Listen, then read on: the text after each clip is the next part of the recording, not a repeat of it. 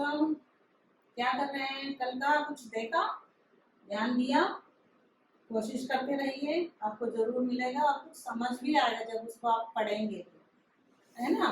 तो ऐसे ही उनको ऐसे समझने के लिए आपको थोड़ा व्याकरण भी चाहिए होगा, तो वो व्याकरण अभी हम पढ़ने जा रहे हैं। उस व्याकरण में क्या है पहले देख लीजिए।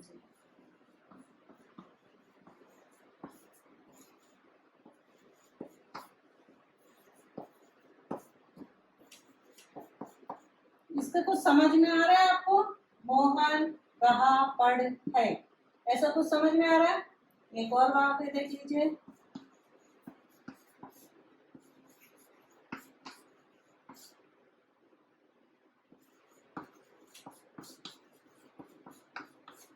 अब इसको देखिए, यहाँ पर क्या है? मोहन रहा पढ़ है। इसमें कुछ समझ में आ रहा है आपको? शब्द समझ में आ रहे होंगे, मोहन करके रहा पढ़, ये सब समझ में आ रहे हैं। पर इस को देखो, सोहन खेल रहा है, इसमें क्या हो रहा है? कौन सा समझ में आ रहा है, पहले वाला या दूसरा वाला? मोहन रहा पढ़ है या सोहन खेल रहा है? सही है, सोहन खेल रहा है, आपको समझ में आ रहा है। तो जो शब्द, ये जो शब्द है ना, ये सब हमने शब्द कहा ना, तो ये जो शब्द है हमें अर्थ बताते हैं। जब सारे शब्दों का समूह जो है व्यवस्थित होकर एक क्रम में, हमें उस क्रम में बने हुए शब्दों के समूह जो हमें अर्थ प्रकट करते हैं, अर्थ समझाते हैं, उनको ही वाक्य कहते हैं। क्या कहते हैं? वाक्य। क्या कहते हैं? वाक्य। तो आज का हमारा क्या है, हम क्या सीखने वाले हैं? वाक्य। ये देखा ना, ये क्या है? ठीक है, ये तो हमें समझ नहीं आया, है ना? अब इसको देखो, ये है ना, वाला एक बार फिर लिख लेते हैं ऊपर, सोहन पढ़ रहा है। तो ये वाक्य जो होते हैं, वाक्य में दो अंग होते हैं। अंग मीन्स क्या है? पार्ट। इस वाक्य में दो पार्ट हैं। अब वो पार्ट कैसे पता चलेगा, देखते हैं। ठीक है, यहाँ देखो, ये एक सोहन शब्द है और है यहाँ पर ये पढ़ रहा है ना? तो इसमें जो सोहन है वो काम कर रहा है। ये काम कौन कर रहा है? सोहन। तो जो फर्स्ट काम करता है, मतलब काम करने वाले को हम क्या कहते हैं? पहले भी पढ़ा आपने, करता, है ना? इसको हम वाक्यों में उद्देश्य कहते हैं। क्या कहते हैं? उद्देश्य, जो काम करता है। और जो बाकी का शब्द होता है, बाकी क्या होता है, वाक्य में बाकी अंश जो होता है उसको विधेय बोलते हैं। वाक्यों में दो अंग हुए, एक क्या हुआ? उद्देश्य, दूसरा विधेय। समझ में आ रहा है? विधेय। अब इसके लिए एक एग्जाम्पल दो, आप बताना कि कौन सा विधेय है और कौन सा ये है।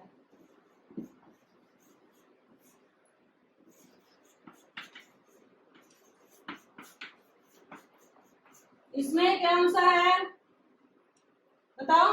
विधेय, उद्देश्य क्या है और विधेय क्या है, कैसे बताएंगे? यहाँ जो बताया था वही यहाँ पे सेम लागू होगा। राजू ये जा रहा है, ये काम कर रहा है राजू, तो ये जो काम कर रहा है, करने वाला है, उसको उद्देश्य बोलेंगे। क्या कहेंगे? उद्देश्य। और जो बाकी का है उसको हम विधेय बोलेंगे। क्या कहते हैं? विधेय। इसमें वाक्य में जो काम हो रहा है, जो कह रहा है, जो कर रहा है, उसके बारे में वो उद्देश्य है, और जो काम हो रहा है वो विधेय है। ठीक है, इसके लिए किया जा रहा है ना, काम जो किया जा रहा है इसके लिए किया जा रहा है, ये खुद के लिए किया जा रहा है, तो इसका उद्देश्य हो गया। ठीक है, जो कुछ भी कहा जा रहा है, ये जा रहा है, पढ़ रहा है, खा रहा है, तो जो सब कुछ राजू के लिए कह रहे हैं, तो ये राजू उद्देश्य हो गया, और जो इसने कहा है, ये कहा जा रहा है, ये विधेय हो गया। ठीक है, समझ में आया? अब एक और चीज देखते हैं, एक और वाक्य देखते हैं हम यहाँ पर।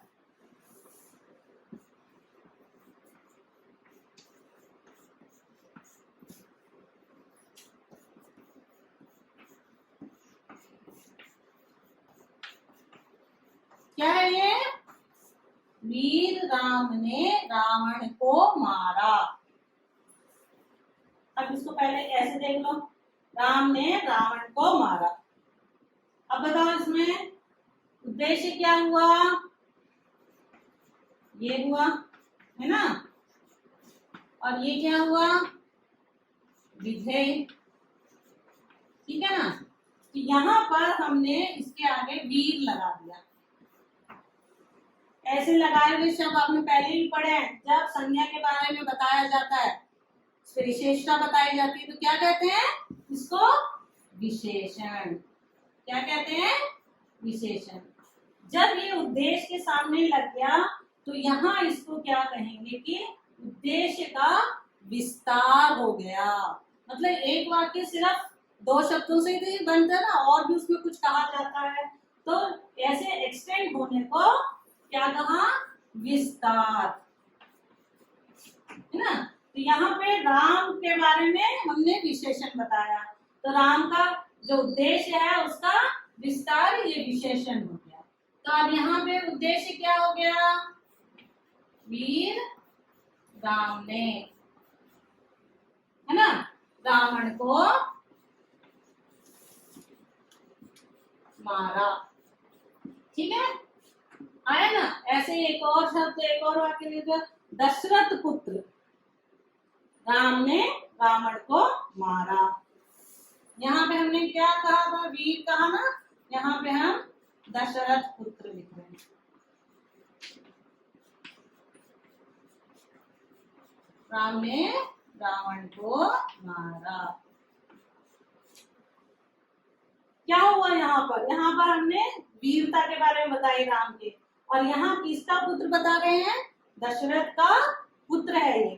तो ऐसे जो शब्द होते हैं, जो पदबंध बोलते हैं, इनको क्या बोलते हैं? पदबंध। ये शब्द जो होते हैं, ये 1 या 2 शब्द होते हैं, दोनों को मिलाने से एक शब्द इसका मीनिंग आता है, तो वो पदबंध कहलाते हैं। पद का मतलब क्या है? जो वाक्य में शब्द आते हैं वो पद कहलाते हैं। अलग से आया तो शब्द हुआ, और वाक्य के बीच में आ गया तो, वाक्य में आ गया तो पद कहलाता है। तो ये पदबंध है। दशरथ का पुत्र, है ना, हमने समास में पढ़ा है, याद है? का, के, की लगाते हैं, है ना, तो उसमें आया है ये दशरथ पुत्र। तो यहाँ पर किसके बारे में बता रहा है? दशरथ का पुत्र है करके, राम के बारे में। तो यहाँ पर उद्देश्य क्या हो गया हमारा? दशरथ पुत्र रावण को मारा। हाँ, ये रावण को मारा क्या हो गया? विधेय हो गया। समझ में आया कैसे लेना है? एक तो बिना विशेषण के भी आता है उद्देश्य, और आगे विशेषण लग जाए या पदबंध हो जाए तो भी वहां पर उद्देश्य इस तरह से विस्तार हो जाता है, एक्सटेंड हो जाता है। ठीक है, ओके। इसके बाद हम देखते हैं,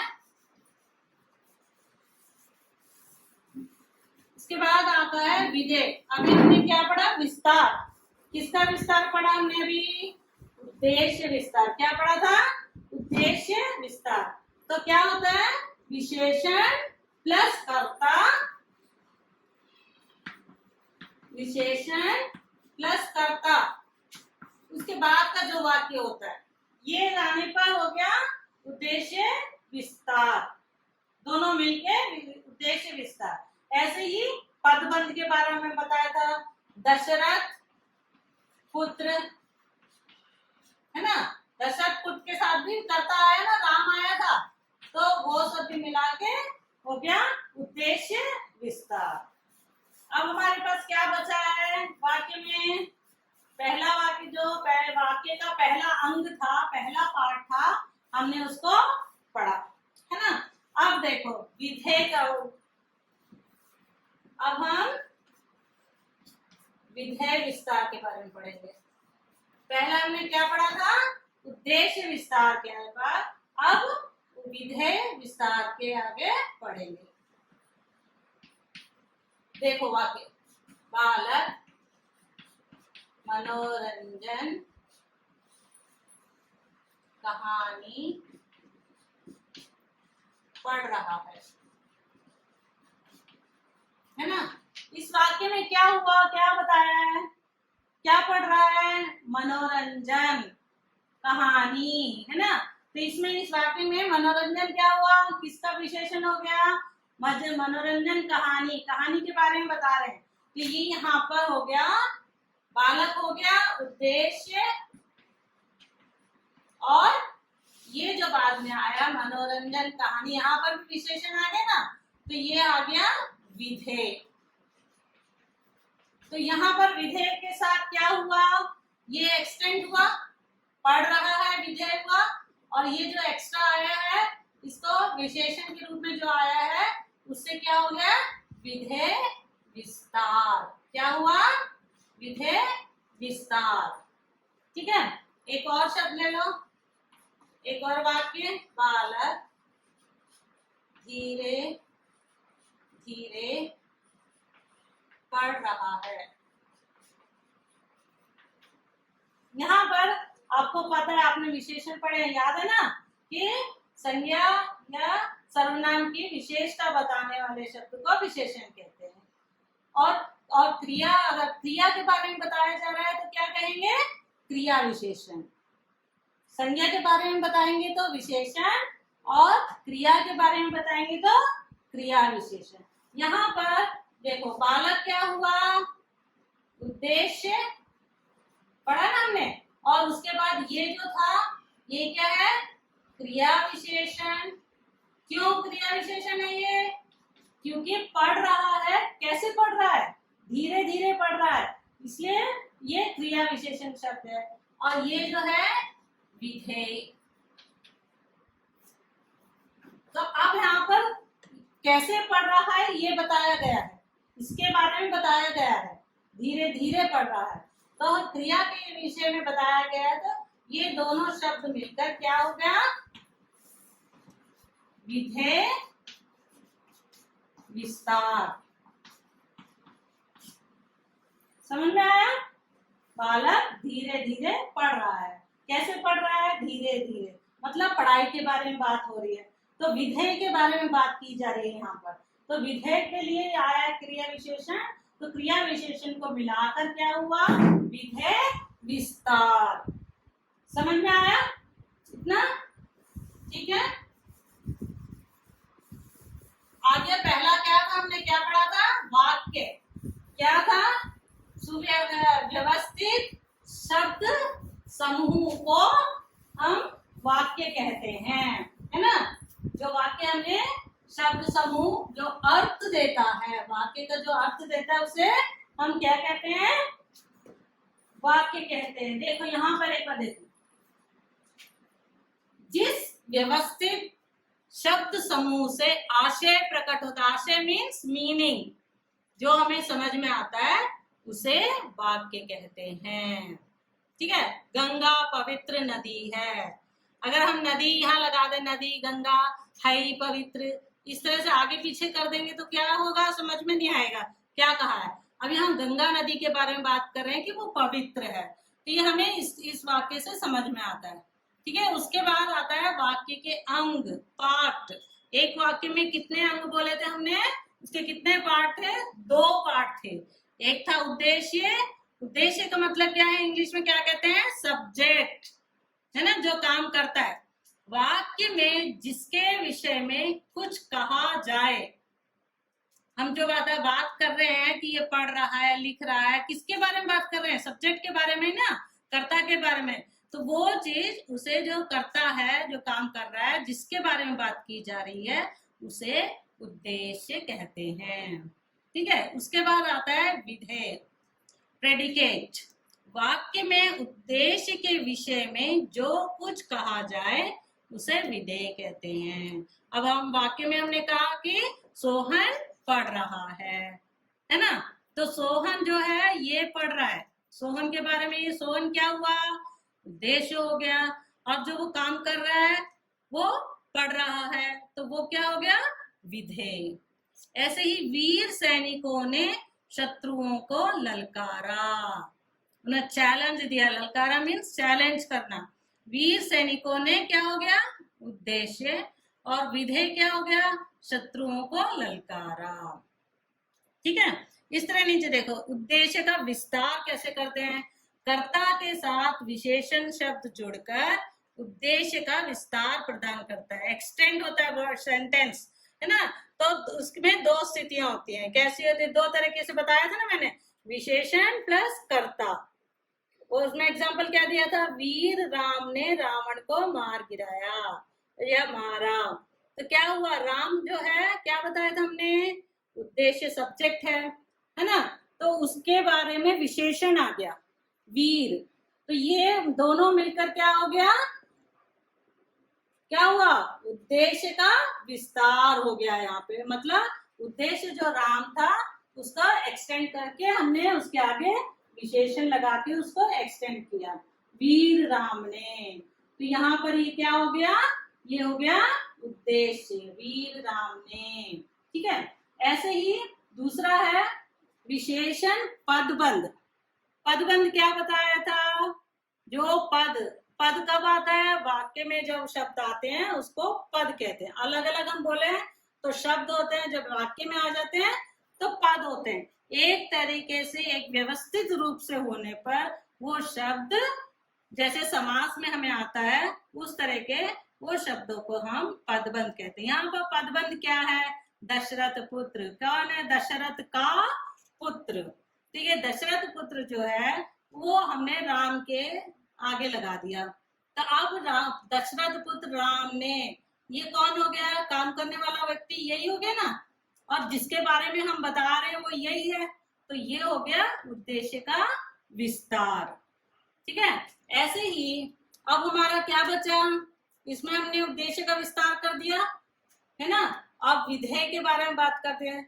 विधेय का क्या हुआ, विशेषण कर्म क्रिया विशेषण, विशेषण भी आता है, क्रिया विशेषण से भी विधेय का विस्तार होता है। जैसे यहाँ पर बालक मनोरंजन कहानी पढ़ रहा है, इस वाक्य में क्या है, मनोरंजन क्या है, विशेषण, पर किसका है, बालक के लिए बोल रहे हैं, नहीं, हम ये जो पीछे वाक्य है, पढ़ रहा है, कहानी पढ़ रहा है, इसके बारे में बता रहे हैं। तो यहाँ पर ये वाला वर्ड, इसके मनोरंजन विशेषण पढ़ रहा है के लिए आ गया, तो वहां पर इसको हम विधेय विस्तार कहेंगे। ऐसे ही नीचे देखो, बालक धीरे धीरे कहानी पढ़ रहा है, यहाँ पर हमने फिर किसके कहा, बालक का लेकर नहीं कहा ना, कहानी पढ़ रहा है, कैसे पढ़ रहा है, धीरे धीरे। तो ये धीरे धीरे वाक्य क्या है, यहाँ पर मनोरंजक विशेषण था और यहाँ पर ये क्रिया विशेषण है। तो क्रिया विशेषण के द्वारा यहाँ पर जो विधेय है वो विस्तार हुआ, आगे एक्सटेंड हुआ। तो यहाँ पर बड़ा, इसका सेंटेंस बड़ा हो गया ना, धीरे धीरे कहानी पढ़ रहा है, तो ये विधेय विस्तार कहते हैं। ठीक है, समझ में आया। अब हम जानेंगे कि जब ये हम वाक्य देखते हैं कि वाक्य के भी हमने दो अंग देखे थे, अब इनके भेद, वाक्य भेद क्या है, एक होता है रचना के आधार पर,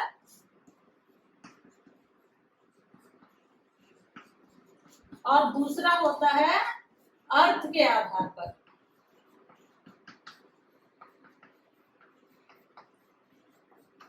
वाक्य जो बनते हैं दो तरीके से यहाँ पर बनेगा, एक रचना के आधार पर, दूसरा अर्थ के आधार पर। तो कल हम इनके बारे में पढ़ेंगे कि ये रचना का आधार क्या है, अर्थ का आधार क्या है। ठीक है बच्चों, धन्यवाद।